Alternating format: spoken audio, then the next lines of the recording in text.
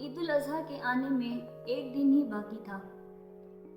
اس حوالے سے ہونے والی تیاریوں اور مخصوص گہما گہمی میں مزید تیزی آ گئی تھی۔ باہر بے حد رونق تھی۔ سوسائٹی میں آنے والے جانور لگتا تھا کہ ایک دوسرے کی ٹکر پر لائے گئے ہیں۔ ہر جانور پہلے والے سے زیادہ موٹا، چاق و چوبند اور خوبصورت نظر آ رہا تھا۔ بچوں کی ایکسائٹمنٹ بڑھتی جا رہی تھی۔ اپنے اپنے جانوروں کو سجانے اور سنوارنے کے ساتھ ساتھ گھمانا ان کا شوق تھا، جس کا وہ بھرپور فائدہ اٹھا رہے تھے۔ رونقیں، ہنگامے اپنے عروج پر تھے۔ ہر کوئی مست مگن اور اپنے اپنے طور پر اس کا فائدہ اٹھا رہا تھا۔ عطرت پچھلے 1 گھنٹے سے بے چینی اور اضطرابی کیفیت سے دو چار ٹیرس پر ٹہل رہی تھی۔ اپنے اندر ہونے والی سرد جنگ کی زد میں تھی۔ دل تھا کہ مثبت رائے دے رہا تھا، جبکہ دماغ پر منفی اثرات نمایاں تھے۔ دل اور دماغ کی اس جنگ میں وہ خود کو بے بس محسوس کر رہی تھی۔ ہاں اور نہ کے درمیان جیسے عالمی برزخ تھی۔ کسی پل سکون میسر نہ آ رہا تھا اور سخت ذہنی دباؤ کا احساس ہو رہا تھا۔ فیروزہ اماں اس کی اضطرابی کیفیت سے لاعلم نہیں تھی۔ مسلسل بے چینی اور لگاتار ٹہلنے سے وہ تھکنے لگی تھی۔ کوئی فیصلہ کرنے یا کسی نتیجے پر پہنچنے سے یکلخت قاصر تھی۔ عطرت بی بی، آپ پریشان لگ رہی ہیں۔ طبیعت تو ٹھیک ہے نا آپ کی؟ چائے لے آؤں آپ کے لیے؟ فیروزہ کی آواز پر عطرت خیالات سے چونکی۔ جی اماں لے آئیں۔ ایک کپ گرم گرم چائے پلا دیں بس۔ اپنی کنپٹیوں کو ہاتھ سے دباتے ہوئے اس نے کہا اور کرسی پر بیٹھ گئی۔ عطرت بی بی، کیوں اتنی محنت کرتی ہو؟ کیا ضرورت ہے خود کو اتنا تھکانے کی؟ سب کے کام اٹھا کر لے آتی ہو اور اپنا سر کھپاتی رہتی ہو، خود کو بیمار کر لیتی ہو۔ اتنی محنت کرتی ہو، نہ نیند پوری ہوتی ہے اور نہ آرام۔ فیروزہ نے محبت سے دیکھتے ہوئے ہمدردانہ لہجے میں کہا تو عطرت مسکرا دی۔ فیروزہ اماں، ضرورت نہیں ہے، مگر یہ میرے لیے ضروری ہے۔ کیا کروں گی فالتو رہ کر؟ آپ سے بھی کتنی باتیں کروں؟ کون ہے کس کے ساتھ ٹائم گزاروں؟ زندگی کو گزارنے کے لیے خود کو مصروف رکھنا چاہتی ہوں، اور ہے ہی کیا میری اس بے رونق اور پھیکی بے کیف زندگی میں سوائے میری مصروفیت کے؟ اس کا لہجہ بھیگنے لگا تھا۔ بڑی بڑی آنکھوں میں بے تحاشا اداسی اتر آئی تھی۔ جاتے جاتے فیروزہ نے رک کر عطرت کی جانب دیکھا۔ ان کے چہرے پر بھی اداسی آ گئی۔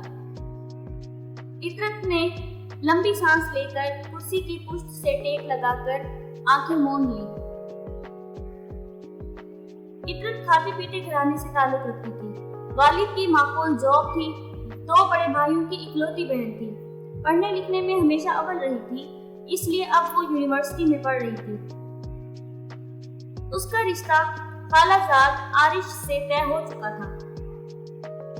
عارش اور عطرت ایک دوسرے کو پسند کرتے تھے۔ عارش مالی لحاظ سے بالکل مستحکم نہ تھا۔ والد کا انتقال ہو چکا تھا۔ کم عمری سے ہی وہ جاب کرنے لگا تھا، ساتھ ساتھ پڑھائی بھی جاری تھی۔ پھر 2 چھوٹی بہنوں اور والدہ کی ذمہ داری بھی ان کے کندھوں پر تھی۔ وہ اپنے اور عطرت کے حالات سے بخوبی واقف تھا، اس لیے چاہتے ہوئے بھی اس خواہش کو عملی جامہ پہنانے کے بارے میں بھی نہیں سوچتا۔ احتشام صاحب اچھے آدمی تھے۔ ان کی نظر میں اونچ نیچ یا امیری غریبی کوئی معنی نہیں رکھتی تھی، لہٰذا جب ان کے کانوں تک یہ بات پہنچی تو انہوں نے یہ کہہ کر رشتہ قبول کر لیا کہ عارش ایک قابل اور محنتی اور سمجھدار لڑکا ہے۔ مجھے امید ہے کہ وہ زندگی میں کچھ نہ کچھ اچھا کر سکتا ہے۔ نیک، شریف اور لڑکے کا خاندانی ہونا میری نظر میں اہم ہے، نہ کہ دولت مند ہونا۔ آگے ہماری بچی کا جو نصیب، اللہ پاک اس کے نصیب سے مزید کامیابی دے بس، اور ہمارے بچے خوش رہیں، ہمیں اور کیا چاہیے۔ عذرا بیگم کی آنکھوں میں خوشی کے آنسو آ گئے۔ وہ بڑی بہن سے لپٹ گئیں۔ آپا، آپ لوگ بہت عظیم ہیں۔ احتشام بھائی، آپ کا بہت بہت شکریہ۔ اللہ پاک نے آپ کو دولت کے ساتھ ساتھ اچھا دل بھی دیا ہے۔ عطیہ بیگم نے بہن کو گلے لگا کر رشتہ پکا کر دیا۔ عطرت اور عارش بہت زیادہ خوش تھے۔ ان کو اندازہ ہی نہیں تھا کہ اتनी जल्दी और आसानी से वो दोनों एक दूसरे से मंसूब कर दिए जाएंगे। इन दिनों इतरत एग्जाम्स की तैयारी कर रही थी। लास्ट सेमेस्टर शुरू होने वाला था। वो लॉन में आकर बैठ गई और पढ़ाई करने लगी। आरिश वहीं चला आया। अरे आरिश, तुम कितने दिनों बाद चक्कर लगाया है? उसने गिला किया। हाँ यार, एक तो तुम पढ़ाई में बिजी हो, मैं तुम्हें डिस्टर्ब नहीं करना चाहता था, और सेकंड ये कि नई जॉब के सिलसिले में मसरूफ रहा। आरिश मुस्कुराते हुए कुर्सी पर बैठते हुए बोला। क्यों, अच्छी जॉब तो थी तुम्हारी, नई जॉब की क्या जरूरत पेश आई? किताब बंद करके टेबल पर रखते हुए इतरत ने हैरान होकर कहा। हाँ, जॉब तो अच्छी थी, मगर वो एक लम्हे के लिए रुका और गहरी नजरें इतरत पर डाली। मगर क्या? इतरत ने पूछा। मैं दरअसल अमेरिका जाने की कोशिश कर रहा हूँ। मेरा एक दोस्त है, उसके थ्रू अच्छी और माकूल जॉब मिल रही है। पागल हो गई हो क्या? इतरत बेसाख्ता बोली। नहीं यार आरिश, बाहर जाने का क्या शौक हो गया है तुमको? इस बार संभल कर बोली वो। पगली, चक्कर तो लगाऊंगा ना 2 साल बाद। आरिश को इसी रद्द-ए-अमल की तवक्को थी। वो मुस्कुराकर बोला। 2 साल मतलब 730 दिन। उफ, नहीं आरिश, वो तड़प कर बोली। प्लीज इतरत, समझने की कोशिश करो। मुझे घर बनाना है, फारीना और रुबाब की शादी करनी है, जिंदगी को सहल बनाने के लिए जिंदगी की अहम जरूरियात पूरी करनी है, जिसकी जरूरत पैसा है। मुझे अभी बहुत सारे पैसों की जरूरत है। यहाँ रहकर सारी जिंदगी जितना इकट्ठा कर पाऊंगा वहाँ चंद सालों में हासिल कर सकता हूँ। आरिश ने मुलायमत से कहा। नहीं आरिश, मुझे कुछ नहीं चाहिए। तुम्हारा घर बहुत अच्छा लगता है, मेरी कोई डिमांड नहीं होगी। जैसा रखोगी मैं हर हाल में खुश रहूंगी। और फिर मेरे ख्याल में तुम्हारे हालात ऐसे भी नहीं कि गुजारा मुश्किल हो। मुझे तुम्हारा साथ चाहिए आरिश। तुम 2 दिन नहीं आते तो मैं बेचैन हो जाती हूँ। भला इतने सारे दिन मैं कैसे गुजारूंगी, कैसे रह पाऊंगी? आरिश, हजारों मील की दूरी मुझसे बर्दाश्त नहीं होगी। इतरत की आंखें भीगने लगी थी। उसे समझ में ही नहीं आ रहा था कि वो किस तरह आरिश को रोके। इतरत, तुम एक काबिल फख्र लड़की हो। मैं लकी हूँ कि मुझे तुम जैसी लड़की का साथ नसीब हुआ। लेकिन डियरेस्ट, मेरे ऊपर 2 बहनों की जिम्मेदारी है। अम्मी है, अभी फारीना और रुबाब की पढ़ाई भी नामुकम्मल है। इन सब हालात को देखते हुए तुम्हें मेरा साथ देना होगा। तुम यूं दिल छोटा करोगी तो मैं फिर वहाँ कैसे रह पाऊंगा? अगर तुम मेरे बिना नहीं रह सकती तो मैं भी तुम्हारे बिना नहीं रह सकता। आजकल के हालात को देखकर ऐसा लगने लगा है कि पैसा ही वक्त की जरूरत है, और हमें जरूरत के मुताबिक पैसा तो हर हाल में हासिल करना ही है। तुमको या मुझको नहीं, बल्कि हम दोनों को मिलकर एक खूबसूरत घर बनाने का सोचना होगा। आरिश ने आगे बढ़कर इतरत के नाजुक हाथ थामकर मोहब्बत भरे लहजे में कहा। आरिश, मुझे डर लगता है। दिल में छुपा खौफ उसकी खूबसूरत आंखों में उतर आया। डर? कैसा डर? तुमको किस बात का डर है? आरिश, आकिब भाई और साकिब भाई भी तो अमेरिका गए हैं, और देखो वो तो हमें भूल ही बैठे हैं। पैसे भेज देना ही रिश्तों को बरकरार रखने की अलामत नहीं है। मैंने अम्मी को ईद, बकर ईद, हर त्योहार पर छुप छुप कर रोते देखा है। कई सालों से वो वापस लौटकर ही नहीं आए। वहाँ की रंगीनियाँ, वहाँ के ऐशो इशरत और रोशनियों में वो अपने सब रिश्तों को भूल चुके हैं। इन्हें ये एहसास भी नहीं होता कि दूर, बहुत दूर एक माँ और एक बूढ़ा बाप उनकी राह देख रहे हैं। उनकी एक लाडली बहन उनकी मोहब्बत भरी बाहों के लिए तरस रही है। आरिश, क्या फायदा ऐसे पैसों का जो रिश्तों को भुला दे, जो मोहब्बतों में दरार डाल दे, जो दिलों में दुख भर दे, जो आंखों को नम कर दे। मुझे भाइयों की जरूरत है, लाखों के चेक्स की जरूरत नहीं है। उसके आंसू पलकों की बाढ़ तोड़कर गालों पर बहने लगे। भीगी भीगी पलकों से अपने महबूब को देखा उसने। अरे यार, कसम से ऐसे मत देखा करो। एक तो वैसे ही इतनी हसीन हो, और दूसरे ये झील जैसी आंखें, और फिर उनमें मचलता ये नमकीन पानी। बंदा जूतों समेत ही डुबकियां खाने लगे। आरिश की शरारत पर वो रोते रोते हंस दी। इतरत को ये मासूम सा लड़का दिलो जान से अजीज था। वो इतनी शिद्दतों से उसे प्यार करता था। अल्लाह पाक तुम्हें ऐसे ही हंसता मुस्कुराता रखे। इतरत ने दिल से दुआ दी। फिर आरिश 2 साल के लिए अमेरिका चला गया। इतरत को लगता था कि उसके साथ साथ सारी कायनात उदास है। گھر کے اندر، گھر کے باہر، یونیورسٹی، ہر جگہ اداسی کا ڈیرا ہے۔ کسی صورت چین نہیں آ رہا تھا۔ عجیب سی بے چینی اور بے کلی روم میں بس چکی تھی۔ آرش نے پہنچتے ہی ویڈیو کال تو کی تھی۔ آرش کو دیکھ کر عطرت کو رونا آ گیا۔ دوسری طرف آرش بھی اداس ہو گیا، لیکن وہ مرد تھا، خود پر قابو رکھنے کا ہنر اچھی طرح سے جانتا تھا۔ اس کے آگے بہتر مستقبل تھا۔ احتشام صاحب اور عطیہ بیگم عطرت کی کیفیت سے واقف تھے۔ ہر ممکن طور پر وہ اسے بہلاتے تھے۔ وقت آہستہ آہستہ گزر رہا تھا۔ گزر تو خیر اپنے حساب سے رہا تھا، مگر عطرت کو لگتا تھا کہ آرش کے بنا وقت بہت دھیرے دھیرے گزر رہا ہے۔ عذرا بیگم، فارینہ اور رباب بھی آرش کی کمی کو محسوس کر رہی تھی۔ تبھی وہ اکثر ان کے گھر چلے آتے تھے۔ فارینہ اور عطرت ہم عمر تھیں، اس لیے آپس میں دوستی بھی تھی۔ اسی عرصے میں فارینہ کا رشتہ طے ہو گیا۔ وقت کے ساتھ عطرت بھی نارمل ہو گئی۔ پڑھائی کے ساتھ ساتھ گھر کے کاموں میں عطیہ بیگم کا ہاتھ بٹاتی، حالانکہ فیروزہ اماں بھی تھی، مگر عطیہ بیگم اتنا پیسہ ہونے کے باوجود بھی گھر کے کام خود ہی کرتی تھی۔ فیروزہ لاوارث تھی اور عرصے سے عطیہ بیگم کے ساتھ رہ رہی تھی اور اب گھر کا ایک فرد بن گئی تھی۔ عطرت سے بہت زیادہ پیار کرتی تھی اور عطرت بھی ان کی عادی ہو چکی تھی۔ اللہ اللہ کر کے 2 سال کا عرصہ پورا ہوا اور آرش نے اپنے آنے کی اطلاع دی۔ عطرت کی خوشی دیکھنے لائق تھی۔ اس نے فوراً ہی کیلنڈر دیکھا۔ ابھی تو پورے 28 دن باقی تھے۔ ایک ایک دن ایک ایک صدی کی مانند لگتا تھا۔ آرش نے کہا تھا کہ جب میں آؤں گا تب پنک کلر کا ڈریس پہننا۔ پنک کلر میں تم بہت حسین لگتی ہو، بالکل یوں جیسے پری ہو۔ عطرت مسکرا دی۔ اس نے پنک کلر کے 3 ڈریسز لیے۔ 2 سال کے بعد وہ آرش سے ملنے والی تھی۔ جب آرش سامنے آیا تو دل کی دھڑکنیں منتشر ہونے لگی۔ اتنے سارے دنوں بعد وہ روبرو تھا۔ عطرت کی آنکھوں میں آنسو آ گئے۔ آرش اسے دیکھتا رہ گیا۔ لائٹ پنک کلر میں وائٹ کمبینیشن کے ساتھ وہ کتنی معصوم لگ رہی تھی۔ فارینہ کے سسرال والے شادی پر اصرار کر رہے تھے، حالانکہ احتشام صاحب کا خیال تھا کہ عطرت کی شادی کر دیں۔ ان کی طبیعت خراب رہنے لگی تھی، مگر ابھی آرش 2 شادیاں کرنے کی پوزیشن میں نہیں تھا۔ احتشام بھائی، آپ چاہیں تو ہم اس بار آرش اور عطرت کی شادی کر لیتے ہیں، فارینہ کی شادی آگے بڑھا لیں گے، عذرا بیگم نے کہا۔ نہیں عذرا، ایسی جلدی بھی نہیں ہے۔ ویسے بھی بہتر یہی ہے کہ پہلے فارینہ کی شادی کر دی جائے، کیونکہ بیٹیوں کی شادی میں دیر نہیں ہونی چاہیے۔ ہم تمہارے اپنے ہیں، تم اپنے دل پر کوئی بوجھ یا ٹینشن مت لو اور فارینہ کی شادی کی تیاری کرو۔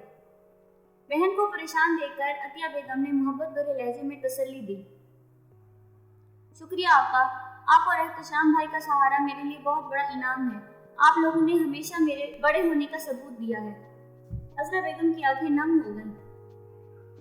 پھر خوب زور و شور سے فارینہ کی شادی کی تیاریاں وقت کم اور مقابلہ سخت کے تحت ہونے لگی۔ عطرت بھی مکمل طور پر شادی کی شاپنگ، تیاریوں اور خالہ اور رباب کے ہاتھ بٹانے میں مصروف ہو گئی۔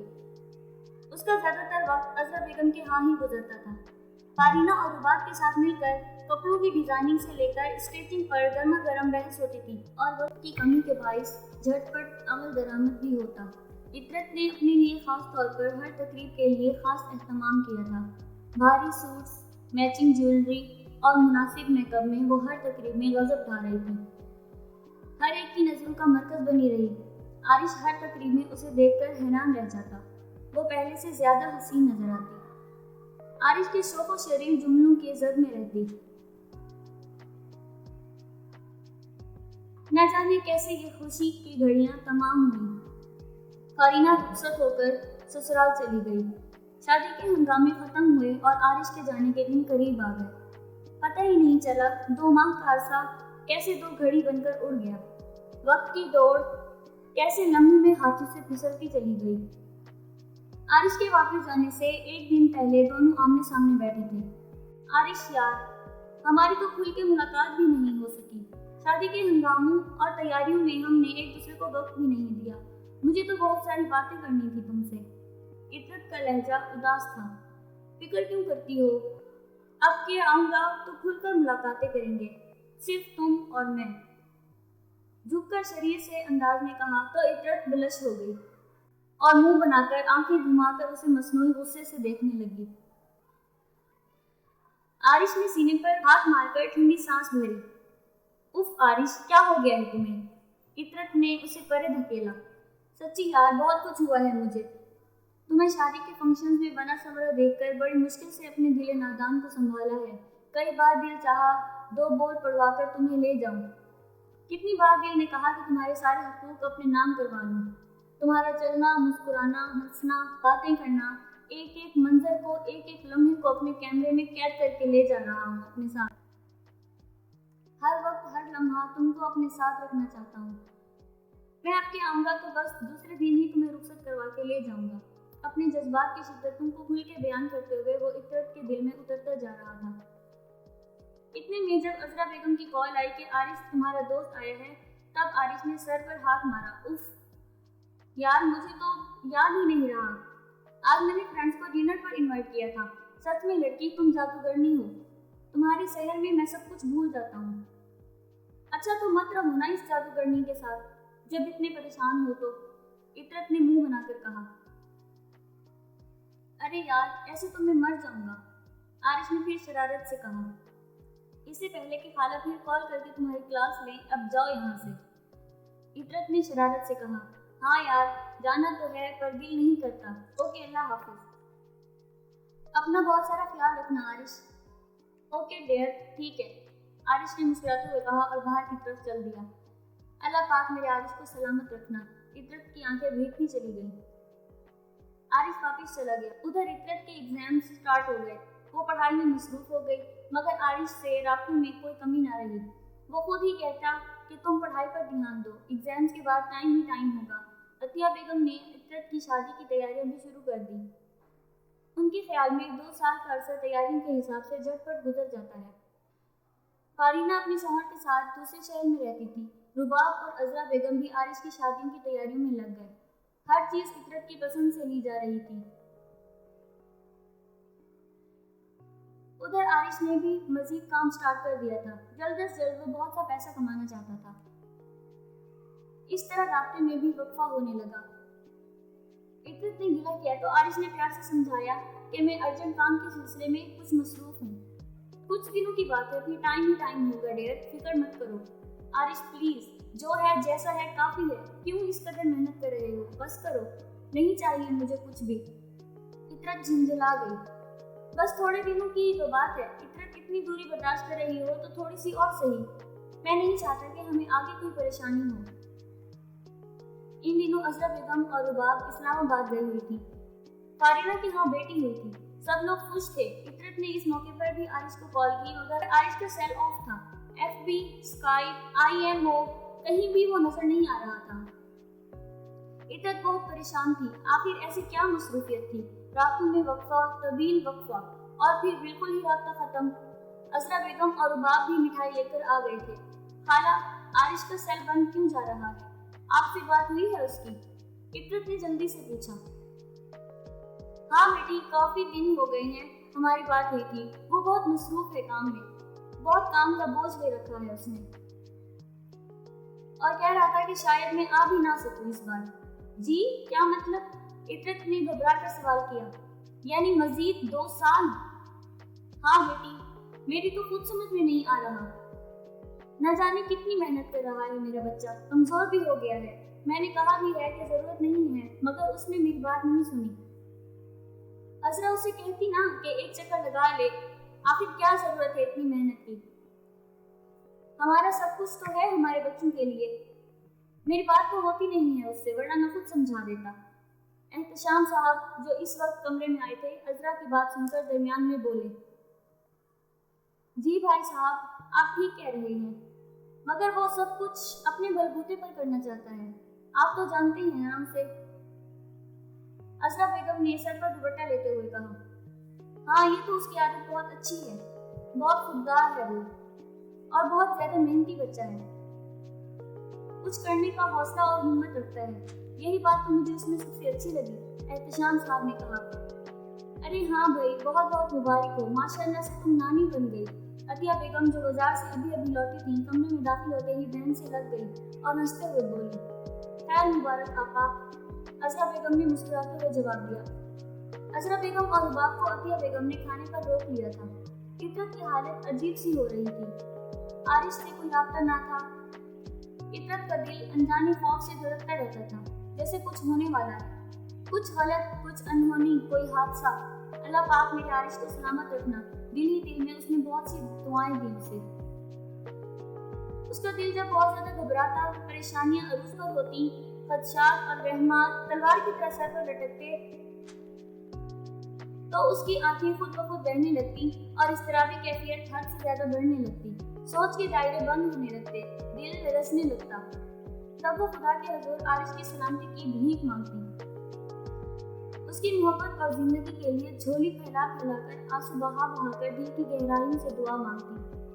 उसकी दुआएं मुस्तजाब हुई, सारी दुआओं को कबूलियत का दर्जा मिला। अल्लाह की बारगाह में दुआओं ने अपना रास्ता बना लिया। आरिश सलामत, सेहतमंद था, कोई बीमारी, हादसा या तकलीफ में भी मुब्तला ना था। उसके दिल से निकली हुई हर दुआ सच्ची साबित हुई। मगर हादसा हुआ तो इतरत के साथ, तकलीफ हुई तो इतरत को, दुख मिला तो इतरत को, अनहोनी हुई तो इतरत के साथ, जब ये इत्तला मिली कि आरिश ने वहां शादी कर ली है। ये क्या कह रही हो तुम अतिया?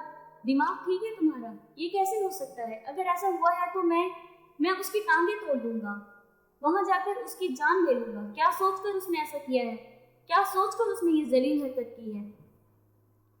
एहतशाम साहब गुस्से से बल खा रहे थे। शिद्दत जज्बात से उनका बीपी शूट कर गया। वो गुस्से से कांप रहे थे, अल्फाज सही तौर पर अदा नहीं कर पा रहे थे। हाय अल्लाह आरिश, ये क्या कर दिया तुमने? वो वादे, वो कस्में, वो प्लानिंग्स, हमारी चाहतें, मोहब्बतें, वो सब कहाँ चली गई? क्यों मुझे आस की झोली पर लटका के रखा था?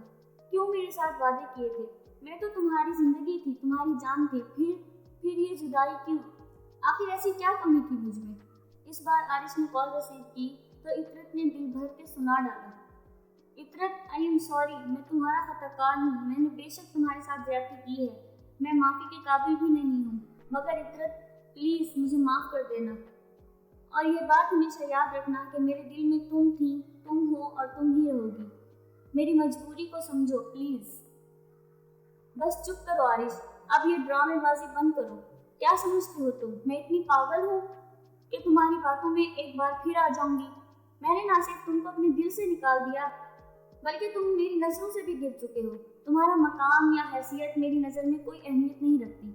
ना तुम्हारी जरूरत है और ना ही तुम्हारी मजबूरियों को समझने का वक्त। आपके बाद तुम मेरे लिए मर चुके हो। इतरत कॉल बंद करके फूट फूट कर रो दी। सारा वजूद गमो गुस्से से लरज रहा था। आंखों के सामने अंधेरा छा गया। वो लड़खड़ाती हुई दीवार का सहारा लेने लगी। दूसरे ही लम्हे वो होशो फिरत से बेगाना होती चली गई। होश आया तो सब कुछ खत्म हो चुका था। एहतशाम साहब ने अजरा बेगम के साथ सारे रिश्ते खत्म कर दिए थे। अतिया बेगम इतरत के पास बैठी आंसू बहा रही थी। एक तरफ बेटी को मिलने वाला इतना बड़ा दुख था, क्योंकि वो जानती थी कि इतरत आरिश से बहुत प्यार करती है, तो दूसरी तरफ अपनी बहन से रिश्ता टूट जाने का गम था। आरिश, जिसको अतिया बेगम ने अपने बेटे की तरह चाहा था, आकिब और साकिब की बेएतनाई और दूरी की वजह से आरिश भी खाला का ख्याल रखता था और अतिया बेगम भी उसे बहुत प्यार करती थी। यूं यकदम आरिश का इतना बड़ा और गैर इखलाकी कदम उठाना अतिया बेगम के लिए भी शदीद दुख और हैरत का बाइस था। वो सोच भी नहीं सकती थी कि आरिश भी ऐसा कुछ कर सकता है। दूसरी जानिब एहतशाम साहब, जो पहले ही आरिश के इस कदम की वजह से गुस्से में आपे से बाहर थे, ऊपर से इतरत का बेहोश हो जाना उनके लिए परेशानी का बाइस था। वो आरिश को लेकर बेहद गुस्से में थे। इतरत ने आहिस्तगी से आंखें खोली। आंखें खुलते ही सब कुछ दिमाग में आ गया। अतिया बेगम पर नजर पड़ी तो उनके गले लगकर फूट फूट कर रो दी। एक वक्त में ही वो दिल का सारा बोझ, सारा दुख, अंदर उठने वाले तूफान को आंखों के जरिए बहा देना चाहती थी। बेटी इतरत, प्लीज मुझे माफ कर दो। मुझे अंदाजा ही नहीं था कि मेरी बहन की औलाद होकर भी वो हमें यूं रुस्वा करेगा। मम्मा प्लीज ऐसा तो ना कहें। अतिया बेगम की हालत देखकर इतरत तड़प उठी। तब उसे एहसास हुआ कि उसे खुद पर कंट्रोल करना होगा, वरना उसकी मामा और बाबा मजीद परेशान होंगे। फेरोजा भी इस सूरत हाल से बहुत दुखी हो रही थी। मैं इस बेगैरत इंसान को छोड़ूंगा नहीं। क्या समझकर इसने ये हरकत की है? कमबख्त लड़का, हम शरीफ लोग हैं, रिश्तों को निभाना जानते हैं, और उसने क्या किया? 2 कौड़ी के लड़के ने हमें बेइज्जत कर दिया। मैं इसकी खाल उधेड़ दूंगा। मैं उसको उसके घर जाकर मारूंगा। समझ क्या रखा है उसने हमें? वहाँ की रंगीनियों और बगैरतियों में गुम होकर हमारी गैरत को ललकारा है उसने। एहतशाम साहब का बस नहीं चलता था कि वो आरिश को जाकर गोली मार दें। खुद पर काबू पाकर हिम्मत बहाल करके वो एहतशाम साहब के पास जाकर खड़ी हो गई। बाबा प्लीज इतना गुस्सा तो मत करें। खुदा ना खास्ता आपका बीपी शूट कर दिया तो जो हो गया सो हो गया। दुख मुझे भी हुआ है बाबा, मगर मैंने सोचा यकीनन इसमें भी हमारी कोई बेहतरी ही होगी। अगर शादी के बाद वो कुछ ऐसा करता तो। वो उनके सीने से लग गई। और बाबा, रिश्ते तो आसमानों पर बनते हैं, लोग तो बस वसीला होते हैं। और मुझे अपने रब पर कामिल भरोसा है, यकीन है कि उसने कहीं न कहीं हमारी भलाई रखी है। शायद वो शख्स ही मेरे काबिल नहीं था। अल्लाह पाक ने हमारे लिए ये रास्ता बंद कर दिया है तो कोई और ज्यादा बेहतर खोलेगा। मैं अपने रब से मायूस नहीं हूँ बाबा। मैंने आरिश पर लानत भेज दी है, आप भी भेज दें। मामा को देखें, वो भी कितनी परेशान हो गई है। बाबा, आप पर और मामा पर ऐसे हजारों आरिश कुर्बान करती हूँ मैं। मुझे सिर्फ आप दोनों की सेहत और आप दोनों का साया चाहिए बस। वो रो दी। मुझे आप लोगों के कांधे की जरूरत है, आपकी शफकत की जरूरत है बाबा, मामा की नरम गोद की जरूरत है, और मुझे कुछ नहीं चाहिए बस।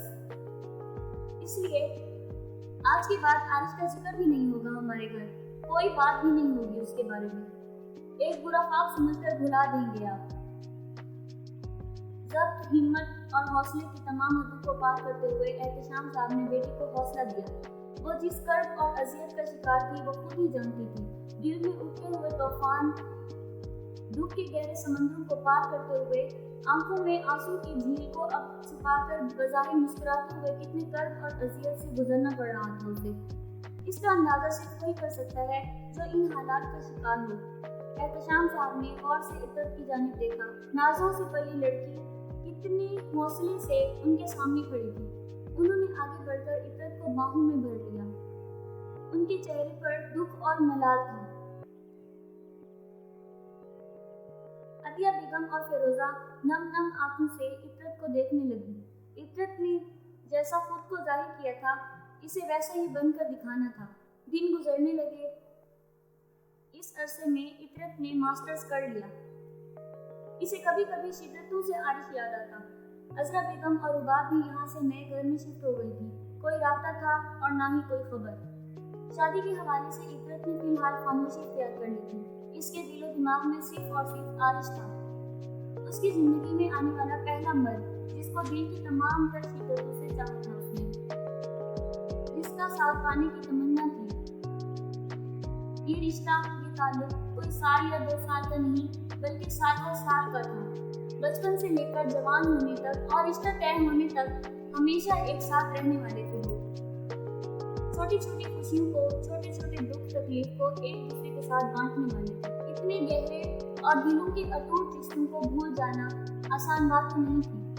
वो लाख खुद पर जबर करती, अपने आप को मसरूफ रखती, हंसती खिलखिलाती, चेहरे पर मुस्कुराहट सजाती, मगर दिल की हालत तो बस वही जानती थी जो हर वक्त बेचैनी, बेकली और कुछ खो जाने के एहसास की वजह से तोड़ फोड़ का शिकार रहता।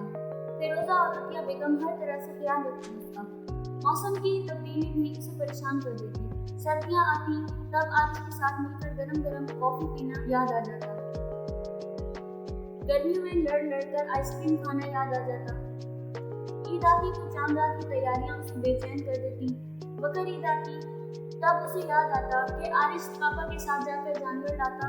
तब वो टेरेस से अपने जानवर को देखती और आरिश नीचे से इशारे से पूछता कि कैसा है, और वो हाथ के इशारे से बताती।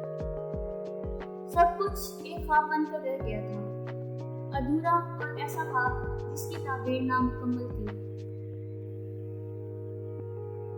कभी जो लौट ना चाहो तो लौट आना तुम, दिले बेताब में मेरे मोहब्बत अब भी बाकी है। तुम्हें देख कर पेड़ों के नीचे मेरा छुप जाना, मेरे अंदर वो थोड़ी सी शरारत अब भी बाकी है। میرے ہاتھوں کو تم نے تو فقط ایک بار ہی تھاما تھا، میری نازک ہتھیلی میں حرارت اب بھی باقی ہے۔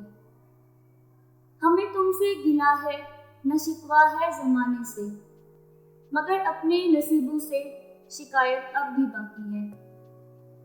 غریب شہر ہوں پر ہاتھ پھیلانا نہیں آتا کہ اس دیدہ دل میں سخاوت اب بھی باقی ہے۔ کبھی بھی برف سے جذبے میرے اندر نہیں اترے، تمہارے پیار کی دھیمی تمازت اب بھی باقی ہے۔ تمہارے جرم ثابت ہیں، سزا ہم دے نہیں سکتے، تمہارے واسطے دل کی وکالت اب بھی باقی ہے۔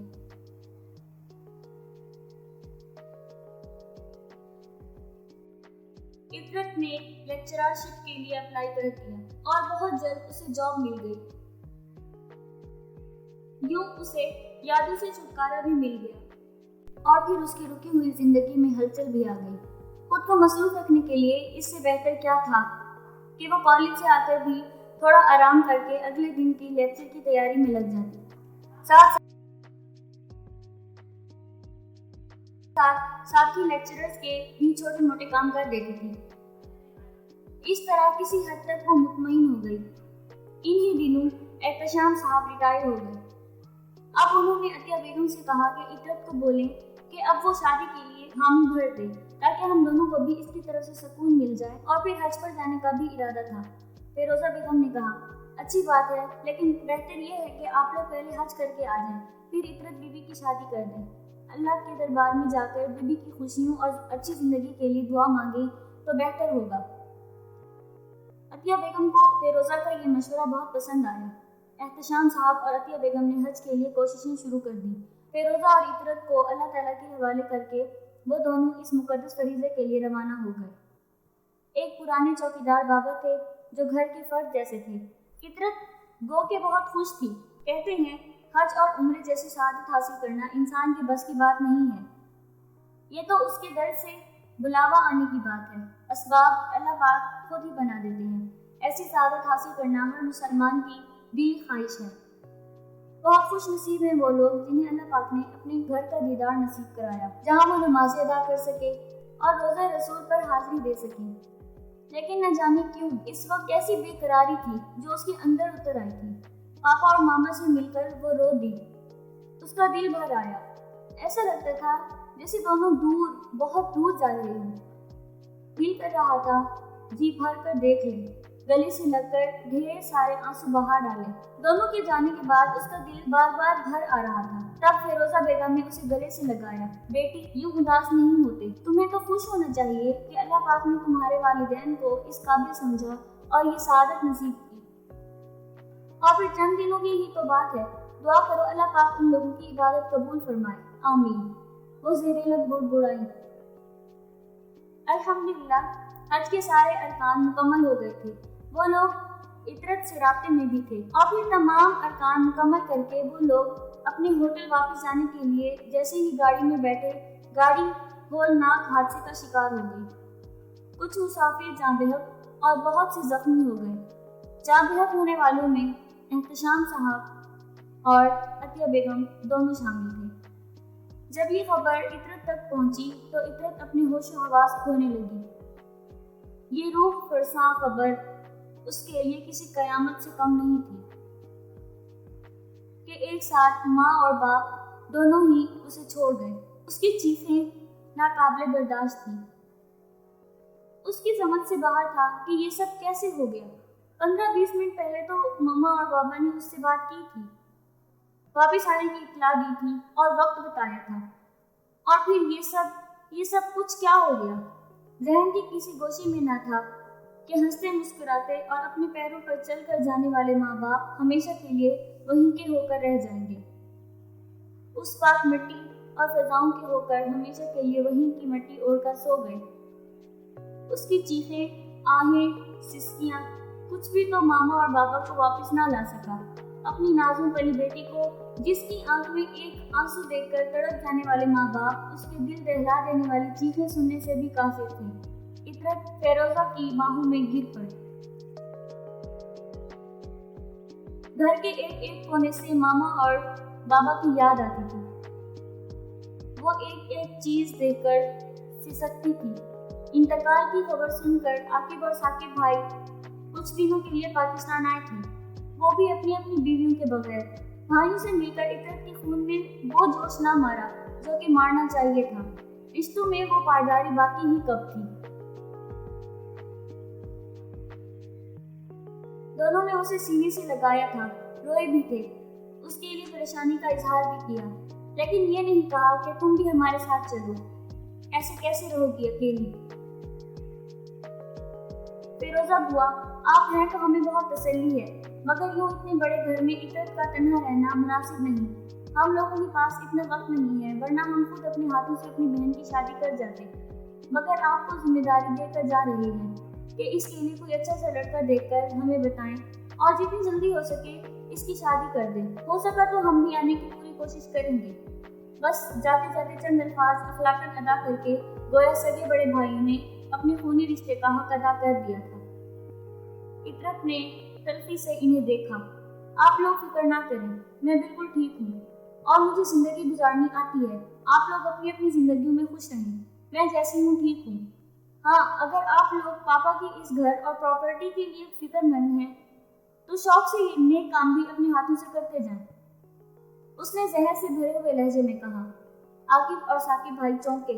उन्हें कतई उम्मीद ना थी कि इतरत ऐसी बात भी कर सकती है। अरे नहीं इतरत, ऐसी बात नहीं है बेटा, हमारे पास सब कुछ है, हमें इसकी जरूरत नहीं। बाकी जो मिलना है वो तो मिलेगा। ये घर तुम्हारा ही रहेगा, चाहे तुम्हारी शादी हो या ना हो। साकिब ने कदरे संभल कर वजाहत के साथ ही मतलब की बात कह दी। इतरत के लबों पर तंजिया मुस्कुराहट फैल गई। दोनों भाई वापस चले गए और इतरत एक बार फिर तन्हाइयों और यादों की अजाब में जलने के लिए रह गई। ऐसे वक्त में उसकी कोलीग लेक्चरर्स ने उसका बहुत साथ दिया। तकरीबन रोजाना ही कोई न कोई आ जाता। लैला, फाकिया, नूर और फिजा, इन चारों ने बहुत मॉरल सपोर्ट दी। कुछ दिन गुजरे और जिंदगी आहिस्ता आहिस्ता फिर से अपनी डगर पर आने लगी। फिरोजा ने एक दो बार इतरत को शादी के लिए कहा, मगर इतरत ने सख्ती से मना कर दिया कि मामा बाबा की ख्वाहिश पर मैंने हामी भरी थी, वरना मेरा दिल तो नहीं मान रहा। अब वो लोग नहीं हैं तो कौन होगा जो मेरी खुशियों को सेलिब्रेट करेगा। तवील अरसा गुजर गया। इतरत भी मसरूफ अमल हो गई, अपनी जिंदगी से किसी हद तक मुतमईन रहती। उसे यूं मसरूफ रहना, दूसरों के काम करना अच्छा लगने लगा। कॉलेज में उसके कोलीग नजम साहब के छोटे भाई की शादी थी। नजम अहमद बहुत अच्छे, पुरखलूस और मोहब्बत करने वाले इंसान थे। वो इतरत की जिंदगी के नशीबो फराज से वाकिफ थे। वो इतरत को अपनी छोटी बहन समझते थे और इतरत भी उनकी बहुत इज्जत करती थी। हर बात उनसे शेयर करती थी, हत्ता कि उनके घर भी जाती। मिसेस नजम भी बहुत अच्छी खातून थी, हमदर्द और पुरखलूस। वो भी इतरत को बहन की तरह समझती थी, इसलिए नजम साहब ने खास तौर पर इतरत को सारे फंक्शंस में इनवाइट किया।